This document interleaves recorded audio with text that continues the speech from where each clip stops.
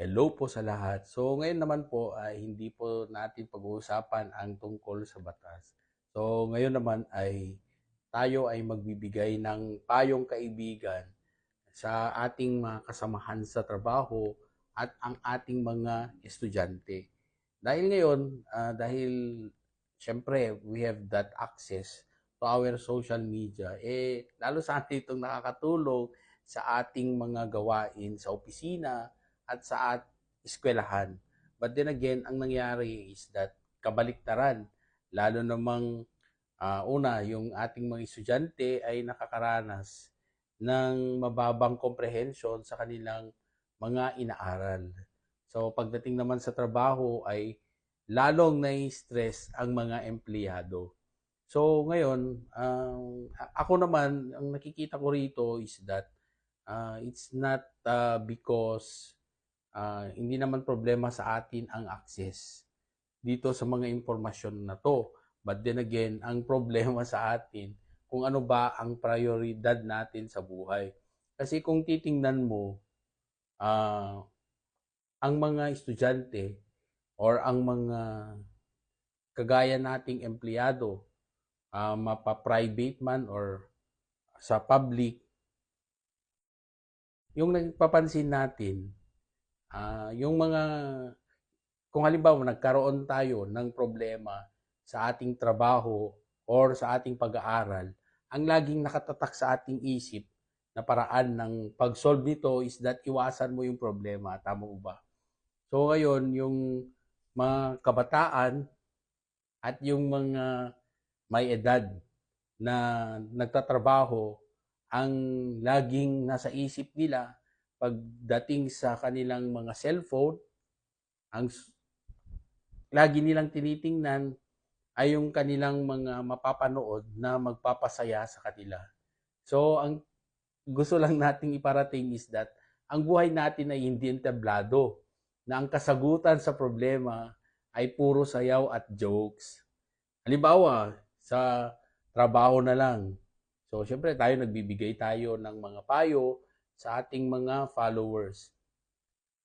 Ngayon, example natin, nakatanggap ka ng notice to explain sa trabaho. So, ang tanong ko dyan, anong gagawin mo?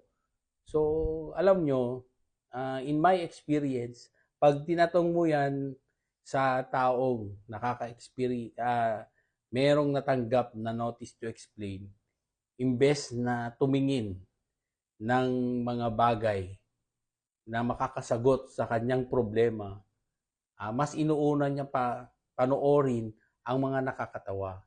So, yun nga yung sabi ko sa kanya. So, or yung papanoorin niya ay yung mga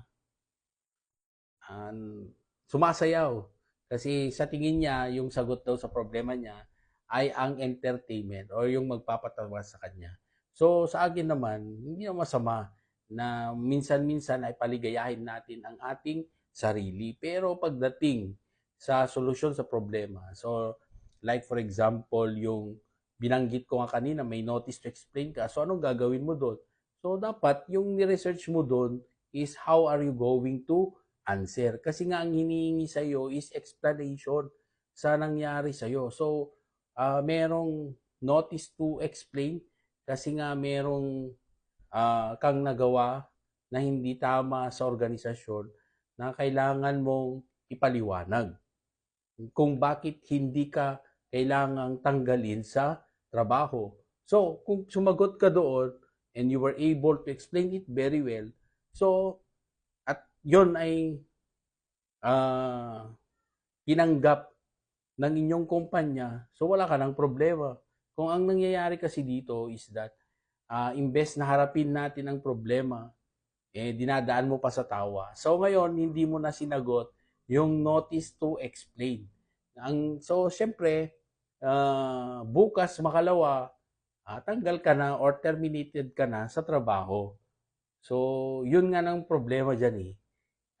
Hindi natin alam ang ating priorities. So, then again, gusto ko rin liwanagin na hindi naman natin ipinagbabawal na manood sa mga panoorin na sumasayaw or nagbibigay ng jokes na nakakapagpatawa sa atin. Kaya lang, isama naman natin yung mga bagay na may matutunan tayo pagdating sa social media. Kasi dapat ang social media is not only for entertainment but also for educational purposes at tayo po ay matututo. So sa ganong paraan, 'di ba? Mas panatag. 'Yun nga yung tagline natin eh.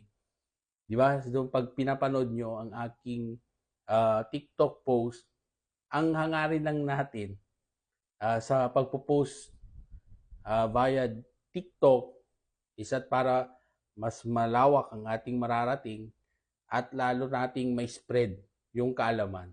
Kasi ang hangarin natin is panatag ang loob. Kasi naniniwala tayo, na panatag ang loob ng taong may alam hanggang sa muli.